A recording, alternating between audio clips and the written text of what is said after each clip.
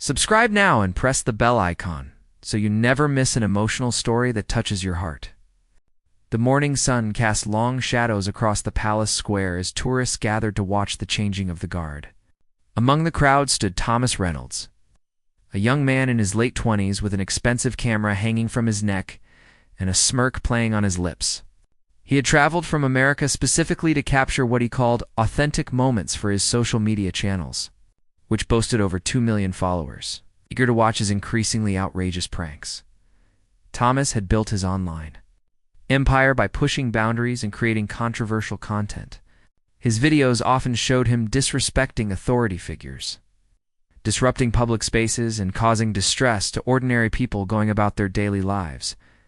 His followers loved the chaos, and the advertising revenue kept flowing.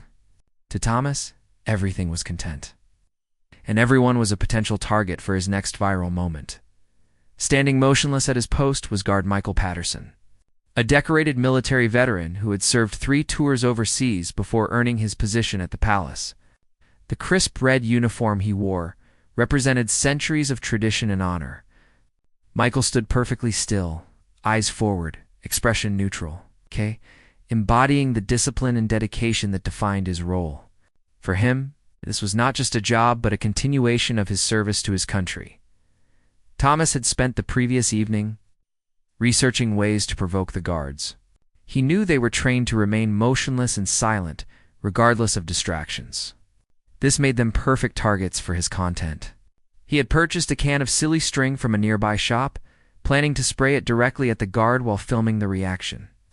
His followers would love it, he thought. The comments would flood in, the shares would skyrocket, and his channel would gain even more attention. As Thomas approached Michael's position, other tourists stepped back, sensing something inappropriate was about to happen. A few people took out their phones, curious to see what would unfold. Thomas positioned himself directly in front of Michael, checking his camera angle to ensure everything would be captured perfectly. He wanted to see the guard's face when the spray hit him, hoping for any tiny break in composure that he could use as his thumbnail. Michael noticed Thomas approaching but maintained his position. He had dealt with disrespectful tourists before. Some tried to make him laugh, others attempted to distract him, and a few had even touched his uniform despite clear warnings not to do so. But something about this young man's energy felt different. More aggressive, more intentionally cruel, without warning. Thomas pulled out the can of silly string and began spraying it directly at Michael's face. The colorful foam streamed across his uniform, getting into his hair, covering his polished buttons, and dripping down his pristine red jacket. Thomas laughed loudly, narrating for his camera about how the guard couldn't do anything about it. He continued spraying, moving closer, making sure to cover as much of the uniform as possible. The crowd gasped. Several tourists shouted at Thomas to stop. A mother covered her young daughter's eyes, upset that someone would show such blatant disrespect. An elderly gentleman stepped forward, trying to grab Thomas's arm, but Thomas pushed him away. Still filming, still spraying, still laughing, Michael remained motionless. His training demanded absolute discipline. He could not break position, could not respond, could not defend himself. But inside, emotions churned. Not anger at the disrespect to himself, but profound sadness at what this represented. He thought about the young soldiers he had served with overseas, some of whom never made it home. He thought about the values he had spent his life defending, values that seemed increasingly mocked and dismissed. Palace security officers rushed toward the scene, but Thomas had already emptied the can. He stepped back, grinning at his camera, delivering his closing line about how these guards were just for show and couldn't handle a little fun. He ended the recording with his signature sign-off, completely oblivious to the severity of what he had just done. 2 security officers grabbed Thomas firmly by the arms. His smile faded as he realized this was not going to end with him simply walking away. One officer confiscated his camera while another began listing the charges he would face: assault on a royal guard, disturbing the peace, destruction of official property, and several other offenses that Thomas had never considered would apply to his prank. Thomas tried to protest, claiming it was just a joke, that he meant no harm, that people needed to lighten up, but the officers were unmoved. They had seen too many incidents like this. Tourists who believed their entertainment mattered more than respect for institutions and individuals. Thomas was escorted away from the square, his protests growing louder as the reality of his situation began to sink in. Michael finally received permission to break position. A senior officer approached him, apologizing for what had happened and offering to escort him inside to clean up. But Michael requested a moment. He stood there, silly string still covering his uniform, and looked at the crowd that had gathered. He saw children watching, confused about why someone would do such a thing. He saw adults shaking their heads in disgust. He saw phones recording, knowing this incident would spread across the internet within hours. A palace spokesperson arrived quickly, addressing the crowd and assuring them that appropriate action was being taken. The spokesperson emphasized that disrespecting the guards was not only against the law, but was an insult to everything they represented. These were not actors or performers, but real military personnel, who had earned their positions through service and sacrifice. As Michael walked inside to change uniforms, his mind wandered to his past. He remembered joining the military at 18, filled with idealism and purpose. He remembered the friends he had made, the battles they had fought together, and the losses they had endured. He remembered coming home after his final tour, struggling to adjust to civilian life, finding purpose again when he earned his position as a royal guard. This position meant everything to him. It connected him to history, to tradition, to something larger than himself. Every day he put on the uniform, he felt pride in representing values that had endured for generations. And now, someone had reduced all of that to a cheap joke for internet views. In a holding room at the police station, Thomas sat alone, finally comprehending the trouble he was in. His phone had been confiscated. His camera was in evidence. A very serious-looking officer had informed him that he would be appearing before a magistrate. His lawyer, contacted by phone, had sounded disappointed and warned him that this was much more serious than his previous stunts. For the first time, Thomas felt genuine fear. This was not going to be solved with an apology video or a monetary settlement.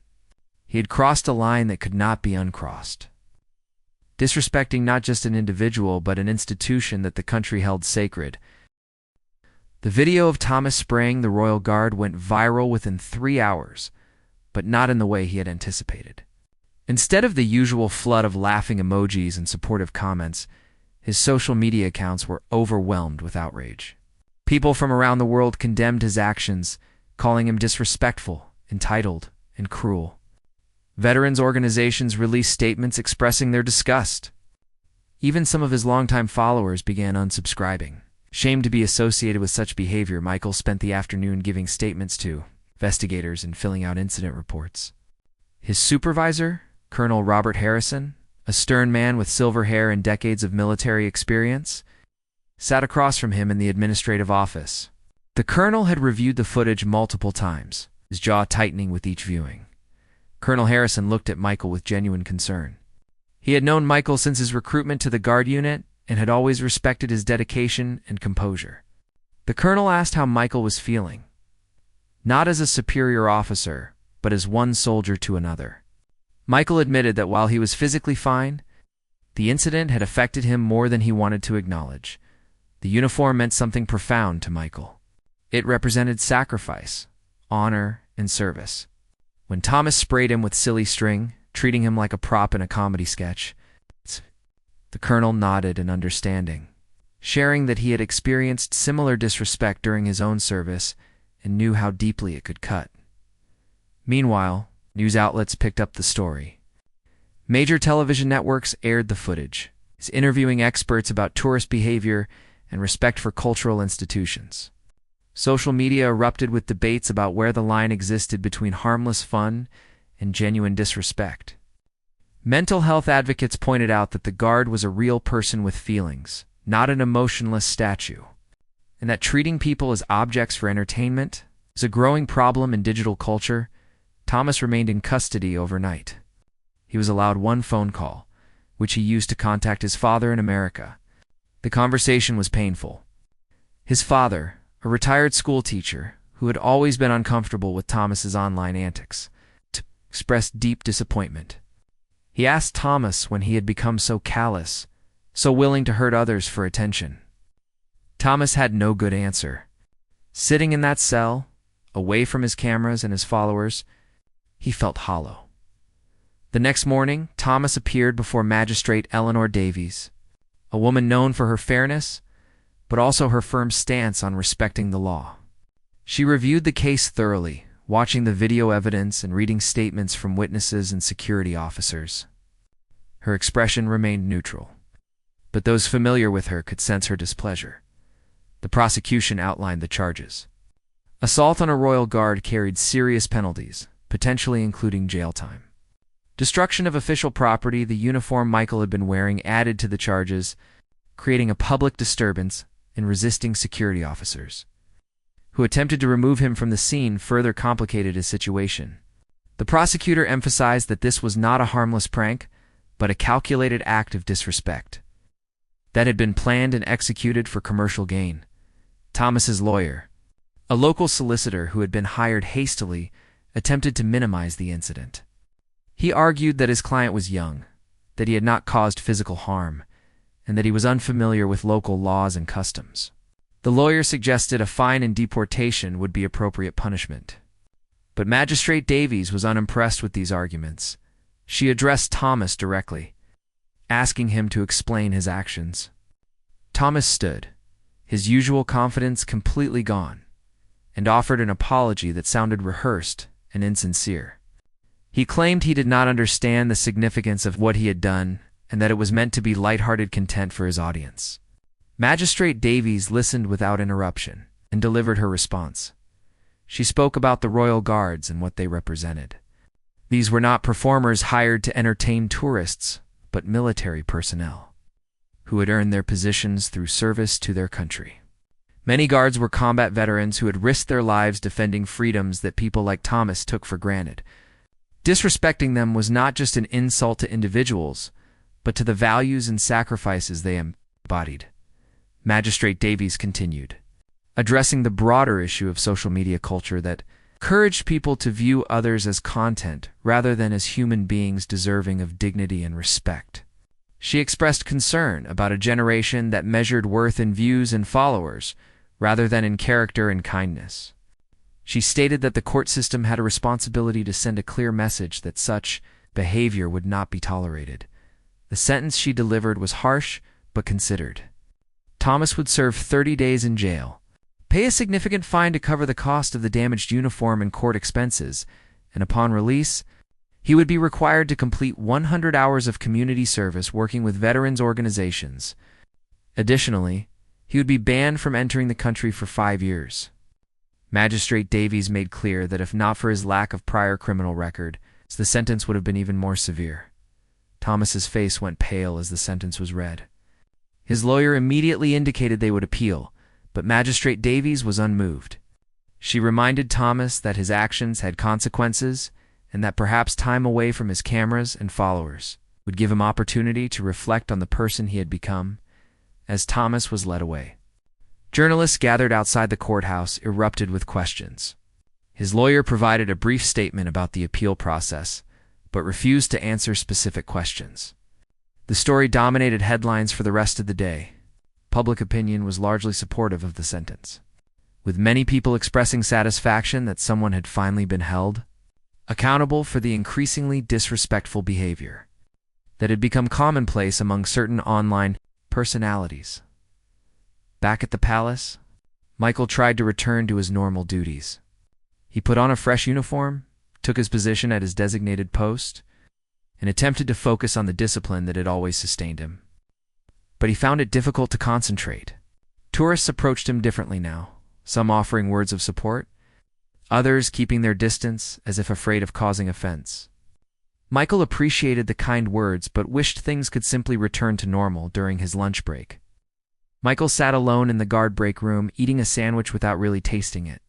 A fellow guard, James Cooper, joined him. James had served with Michael overseas and understood without needing explanation how the incident had affected him. James shared that something similar had happened to him years ago, though not as publicly, and assured Michael that the uncomfortable feelings would fade with time. Michael appreciated James's support, but admitted he was questioning whether he wanted to continue in this role. If tourists saw him as nothing more than a prop to be mocked, was there any dignity left in the position? James challenged this thinking, pointing out that one disrespectful person should not be allowed to diminish the importance of their service. The uniform represented something larger than any individual incident. That evening, Michael returned to his small apartment in the city. He lived alone, having struggled to maintain relationships after his military service. The structure and discipline of guard duty had given him purpose when he felt adrift. He made a simple dinner, then sat by his window looking out at the city lights. His phone buzzed constantly with messages from friends, family, and even strangers who had tracked down his contact information to offer support. Michael appreciated the kind words but felt overwhelmed by the attention. He had never sought recognition or fame. He simply wanted to serve with honor and dignity. Thomas spent his first night in jail in a state of shock. The cell was small, cold, and nothing like what he had imagined his life would become when he started creating content online. His cellmate, a middle-aged man named David who was serving time for fraud, mostly ignored him after learning who he was. Even among criminals, Thomas's actions were viewed with contempt. Sleep came in brief, troubled intervals. Thomas kept replaying the moment in his mind, trying to understand when his judgment had become so warped that spraying a stranger with silly string seemed like acceptable entertainment. He thought about his childhood, when his parents had taught him to respect others and treat people with kindness. Somewhere along the path to social media fame, those values had been abandoned in favor of views and engagement metrics. The next morning, Thomas was allowed to make another phone call. This time he reached his mother, who had seen the news coverage and was devastated. She cried on the phone, asking him how he had strayed so far from the young man she had raised. Her disappointment cut deeper than any legal sentence could. Thomas tried to apologize, but words felt inadequate against the weight of what he had done. Meanwhile, Micah reported for his shift at the palace despite his supervisor offering him additional time off. Michael insisted that taking time away would only make his return more difficult. He needed to face his duties and prove to himself that one incident would not break his commitment to service. Colonel Harrison reluctantly agreed but assigned Michael to a less public post for the day, allowing him time to readjust. The media attention continued to grow. News programs featured segments about respect for military personnel and cultural institutions. Veterans from various countries shared their own experiences of being disrespected by tourists or content. Creators seeking viral moments. The incident sparked a broader conversation about the impact of social media on social behavior and empathy. Several prominent social media personalities publicly condemned Thomas's actions. They recognized that his behavior reflected poorly on all content creators and emphasized the importance of creating entertainment that did not come at the expense of others' dignity. Some announced they would be reviewing their own content to ensure they were not contributing to a culture of disrespect. Thomas's social media accounts, which had once been his source of income and identity, became battlegrounds. While he sat in jail unable to access them, his team of moderators struggled to manage the flood of negative comments. Major brands that had sponsored his content quickly distanced themselves, canceling partnerships and removing his videos from their campaigns. His manager, who had encouraged increasingly outrageous content, resigned via email, unwilling to be associated with the scandal. In the veterans community, the incident resonated deeply. Organizations that supported former military personnel organized discussions about the challenges guards faced and the importance of respecting those who served. Some groups launched campaigns to educate tourists about proper behavior around guards, emphasizing that these were real people deserving of respect, not attractions to be harassed. Michael received hundreds of letters from supporters around the world. Veterans wrote to express solidarity. Families shared stories of their loved ones who had served. Teachers told him they were using the incident as a teaching moment about respect and consequences. Children sent drawings thanking him for his service. The outpouring of support was overwhelming and unexpected. One letter particularly moved Michael. It came from Sarah Martinez, a widow whose husband had died during military service overseas. She wrote that watching someone disrespect a guard felt like watching someone disrespect her husband's memory. She thanked Michael for maintaining his composure and dignity, stating that his response exemplified the values her husband had died defending. Michael read her letter multiple times, each reading bringing tears to his eyes. Colonel Harrison called a meeting with all the guards to address the incident and its aftermath.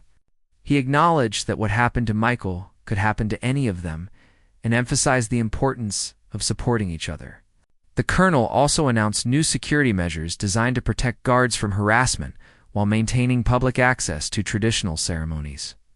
During the meeting, the colonel shared something personal. Years ago, when he was a young officer, he had faced similar disrespect from a group of drunk tourists who threw beer at him while he stood guard. He remembered the humiliation, the anger, and the struggle to maintain composure. But he also remembered choosing to continue serving because the uniform represented something greater than any individual moment of disrespect. His words resonated with Michael and the other guards. They were reminded that their service was part of a continuum stretching back generations. Every guard who had stood at their posts had faced challenges and moments of doubt. What mattered was choosing to persevere, to maintain standards, and to represent values that transcended personal difficulty. Back in jail, Thomas began to grasp the magnitude of his mistake. Without his phone, his camera, and his constant stream of content creation, he was forced to sit with his thoughts. He started reading books from the prison library, something he had not done since high school. One book, about a soldier's experience in combat, particularly affected him. The book described the bonds formed between soldiers, the sacrifices they made, and the difficulty of returning to civilian life after experiencing war. Thomas realized he had never considered what the guard he sprayed might have endured before standing at that post. He had seen only a costume and a tradition, never thinking about the human being beneath the uniform. Thomas also began talking with David, his cellmate, who shared his own story of bad decisions and consequences. David had defrauded elderly people of their savings and was serving a 5-year sentence. He told Thomas that the hardest part was not the loss of freedom, but the knowledge of the harm he had caused. He encouraged Thomas to use this time to genuinely reflect and change, rather than simply counting days until release. As the first week passed, Thomas's lawyer visited with news about the appeal. The lawyer was honest that their chances of success were slim. The evidence was clear, the sentence was within legal guidelines, and public opinion strongly supported the magistrate's decision. Thomas would likely serve his full sentence. The lawyer advised using the time productively to demonstrate genuine remorse and transformation. Michael slowly adjusted to his new reality as an inadvertent public figure. He declined most interview requests, preferring to let his continued service speak for itself. However, he did agree to one interview with a veterans magazine, hoping to use the attention to highlight the challenges many veterans faced when transitioning to civilian life. During the interview, Michael spoke candidly about his own struggles after leaving active military service. He described the difficulty of adjusting to a world that seemed not to understand or value what he had experienced. He talked about the isolation, the nightmares, and the sense of purposelessness that had threatened to overwhelm him. Finding his position as a Royal Guard had given him structure and meaning again. The interview was powerful and widely shared. Many veterans reached out to express that Michael had articulated feelings they struggled to communicate. Mental health organizations noted the interview as an important contribution to conversations about veteran well-being. Michael was uncomfortable with the praise, feeling he had simply told his truth, but he was grateful if his words helped others feel less alone. Colonel Harrison noticed a change in Michael after the interview. Some of the tension that had gripped him since the incident seemed to ease. By speaking openly about his experiences, Michael had transformed his pain into something potentially helpful for others. This aligned with the core purpose that had drawn him to service in the first place, contributing something meaningful to the world. As the second week began, both Thomas and Michael were processing their experiences in different ways. Thomas was learning uncomfortable truths about himself and the culture he had helped create. Michael was discovering that vulnerability could be as important as strength and that sharing his story might serve others as much as standing guard did. 3 weeks into his sentence, Thomas received an unexpected visitor. Oh, Michael. Patterson had requested permission to meet with him. Oh, Thomas was shocked when the guard informed him of the visit request. Why would the man he had humiliated want to see him? Thomas's first instinct was to refuse, ashamed to face the guard he had wronged.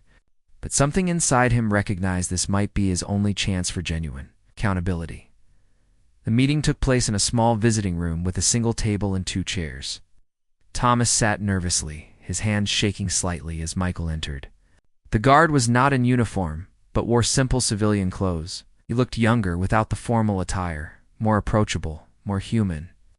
Thomas immediately stood and began apologizing, words tumbling out frantically, but Michael raised his hand gently. Michael sat down and asked Thomas to sit as well. For a long moment, neither spoke.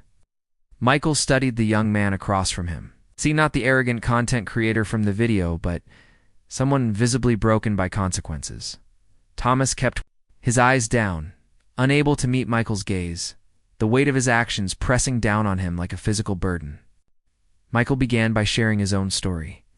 He talked about growing up in a working-class family, about joining the military because he wanted to serve something greater than himself, about the friends he had made and lost during his tours overseas. He described returning home after his final deployment, struggling with nightmares and a sense of disconnection from civilian life that made every day feel like a battle. Thomas listened. Really listened, perhaps for the first time in years. He heard about the months Michael spent isolated in his apartment, unable to explain to friends and family what he had experienced. He learned about the day Michael almost gave up entirely, sitting in his empty apartment with a bottle of pills, wondering if the pain would ever ease. And he heard about how finding his position as a Royal Guard had literally saved Michael's life by giving him purpose and structure again. Michael explained that the uniform represented more than tradition or ceremony. It represented his commitment to continue serving, even when military service was no longer possible. It connected him to the brothers and sisters he had served with, some of whom never made it home. Standing guard was his way of honoring their sacrifice and maintaining the discipline that had sustained him through his darkest moments. When Thomas sprayed him with silly string, Michael said, it felt like all of that was being mocked and dismissed. It was not about vanity or ego, but about watching something sacred to him being treated as worthless entertainment. Michael admitted that in the hours following the incident, he had seriously considered resigning, wondering if there was any point in trying to serve with dignity in a world that seemed to value disrespect. Thomas's eyes filled with tears as he finally understood the depth of what he had done. He had not just embarrassed a guard or broken a rule. He had attacked something that gave a struggling veteran reason to keep going. His thoughtless act for social media views had nearly destroyed someone's lifeline to stability and purpose. Through his tears, Thomas apologized again, but this time with genuine understanding. He told Michael about his own journey, about how he had started creating content with good intentions, but had gradually lost himself in the pursuit of attention and validation. He described how the algorithm rewarded increasingly extreme behavior, how his followers encouraged him to push boundaries, and how he had convinced himself that nothing mattered except views and growth. Thomas admitted that he had stopped seeing people as real.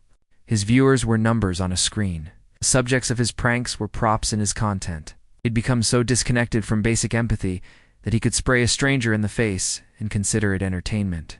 Sitting in jail, away from the constant noise of social media, he was finally confronting the person he had become, and he was horrified.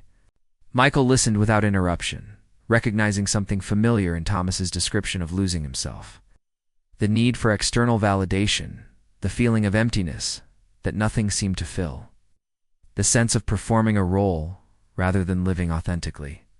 These were struggles Michael knew from his own difficult times. Circumstances were different, but the underlying pain was similar. After Thomas finished speaking, Michael shared something unexpected. He said that he had come to the jail not just for himself, but for Thomas. Michael explained that carrying anger and resentment would hurt himself more than Thomas. He had learned during his recovery from military service that forgiveness was not about excusing harmful behavior, but about freeing yourself from the burden of bitterness. Michael told Thomas that he forgave him. The words hung in the air between them, heavy with meaning. Thomas broke down completely, sobbing in a way he had not cried since childhood. Years of accumulated pain, shame, and loneliness poured out of him. Michael sat quietly, giving Thomas space to release emotions that had been bottled up behind the performance of his online persona. When Thomas finally composed himself, Michael offered something else unexpected. He suggested that when Thomas completed his sentence, if he was genuinely committed to change, they could work together. Michael had connections with veterans organizations that needed help reaching younger audiences about mental health and the importance of respect. Thomas's skills in content creation could be used for something meaningful rather than destructive. Thomas was stunned by this offer of redemption. "Did not deserve such kindness," he said. Michael replied that none of us get what we deserve, either good or bad. We get opportunities to choose who we want to become. Thomas had made terrible choices, but he could make different ones going forward. The question was whether he would have the courage to do the difficult work of genuine transformation. The visit concluded with Michael standing to leave. Thomas stood as well, and on impulse extended his hand. Michael looked at the offered hand for a moment, then shook it firmly. In that handshake was acknowledgement of harm, acceptance of accountability, offer of forgiveness, and possibility of redemption. Two men from completely different worlds, brought together by a terrible moment.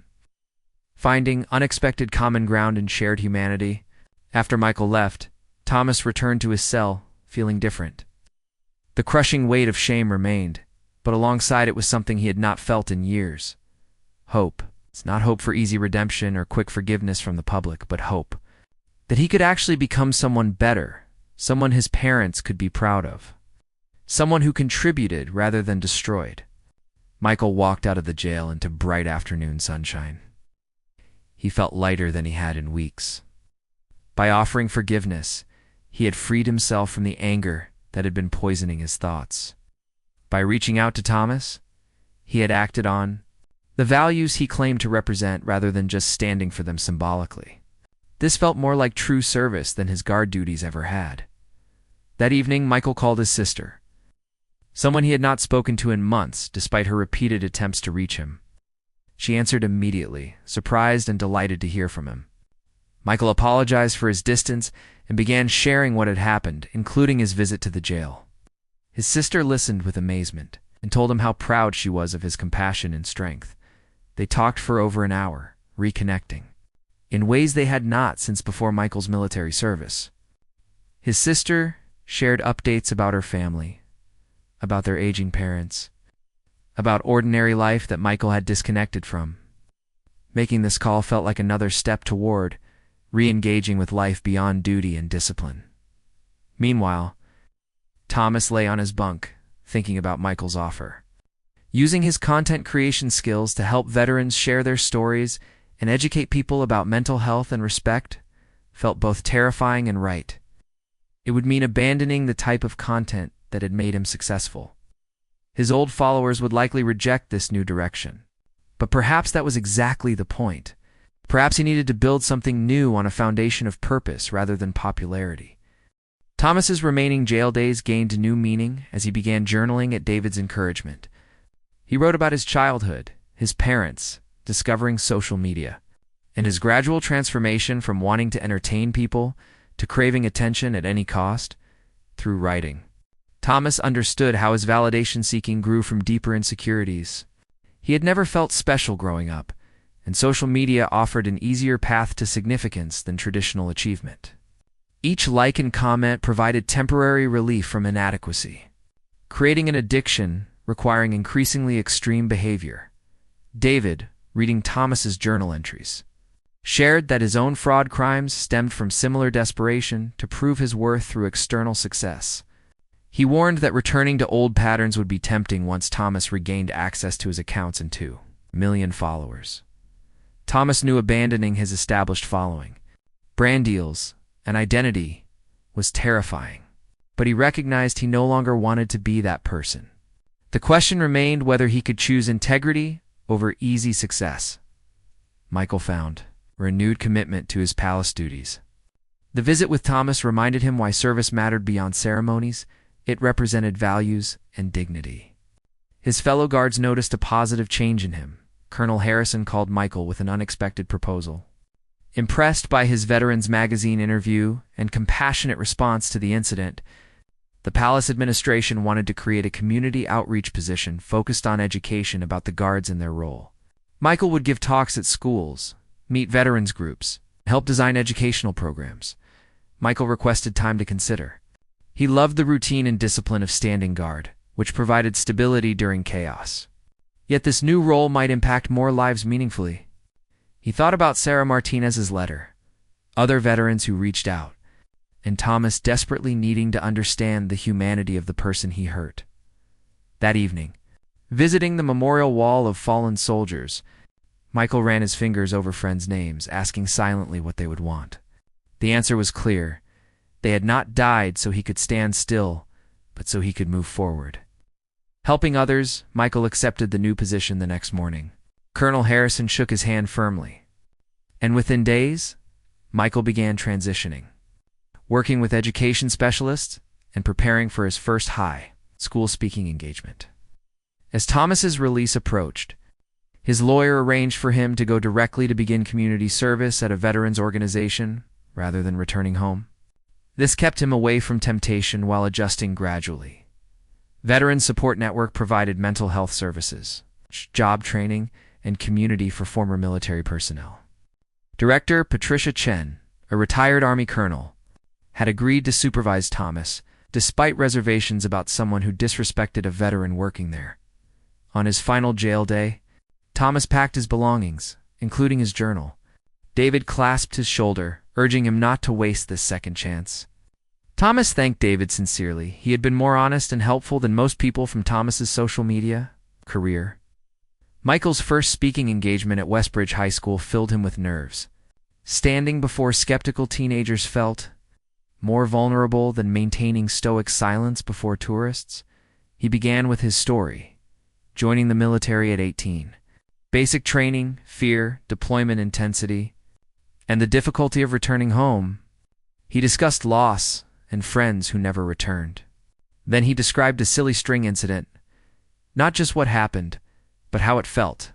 Explaining the disrespect dismissed what the uniform represented. Michael then shared something unexpected, visiting Thomas in jail and choosing forgiveness. He explained that holding anger hurt himself, and offering redemption proved more powerful than resentment. The auditorium fell silent as these teenagers witnessed strength different from the outrage and cancellation they knew. During questions, girl asked about dealing with nightmares. Michael answered honestly about therapy, medication, and ongoing mental health work, emphasizing that asking for help was wisdom, not weakness.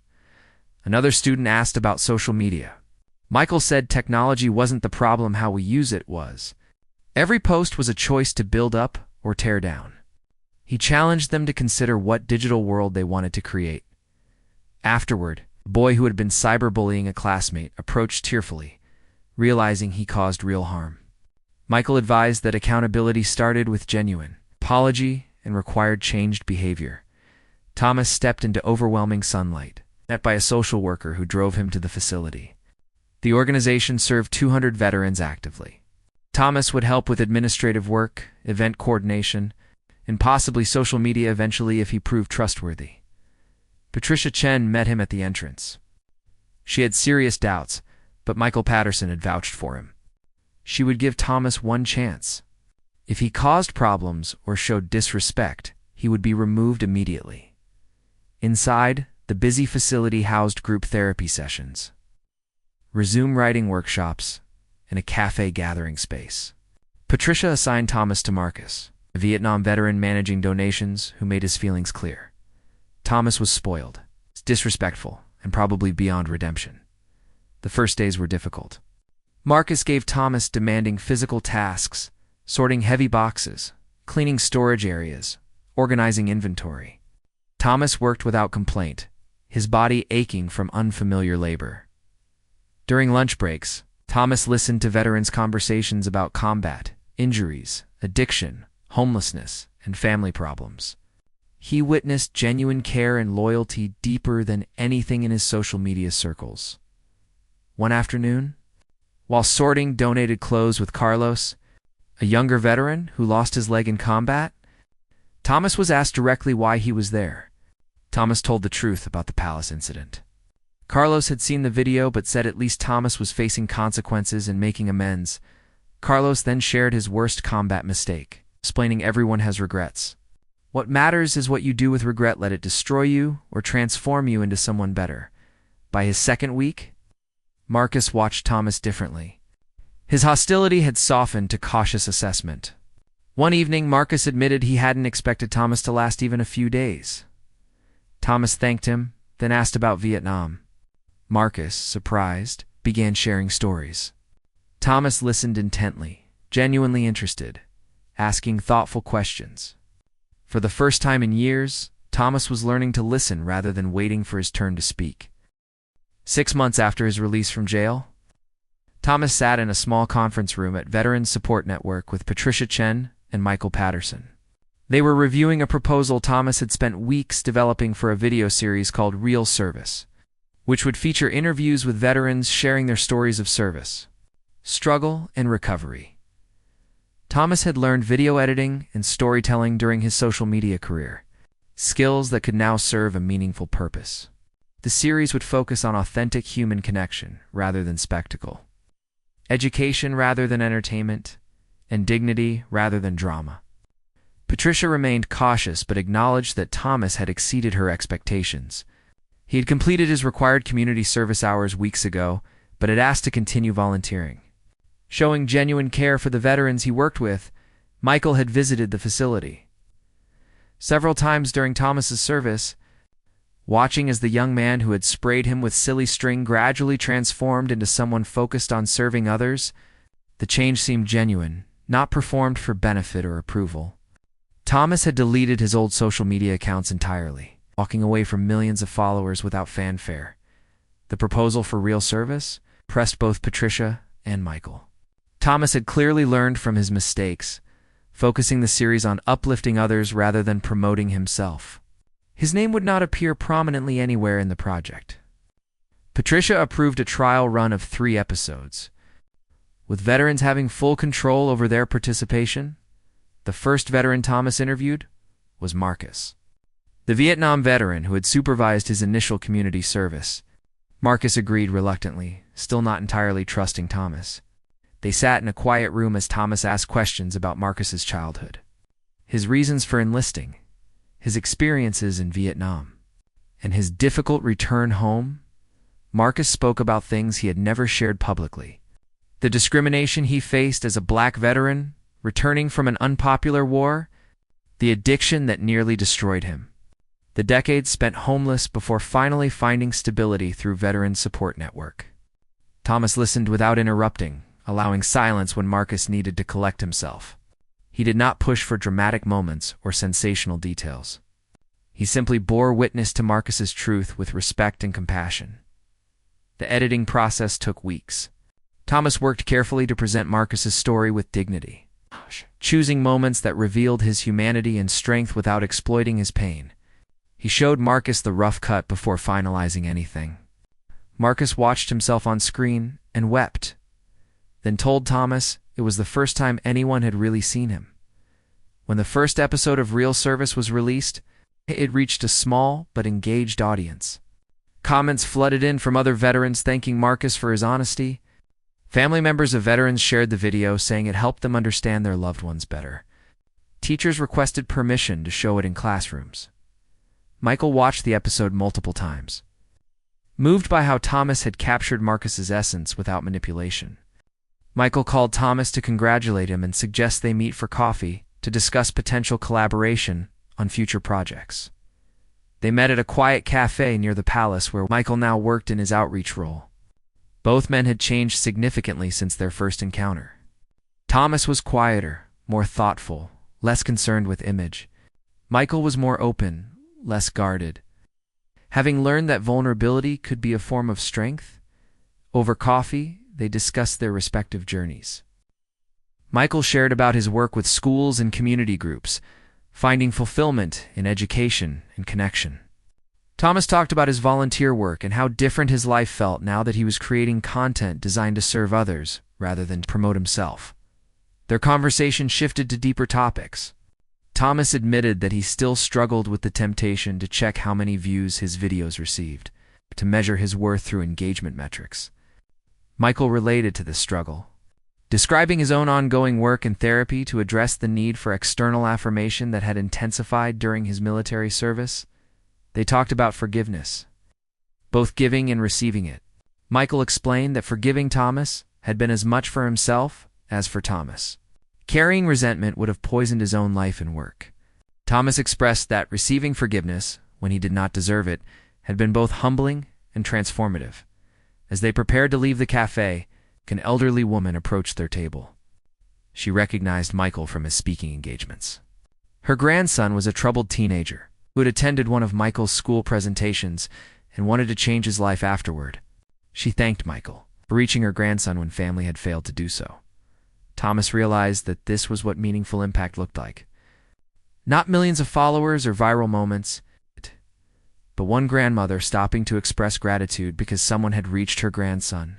Not fame or fortune, but genuine connection and positive change in individual lives.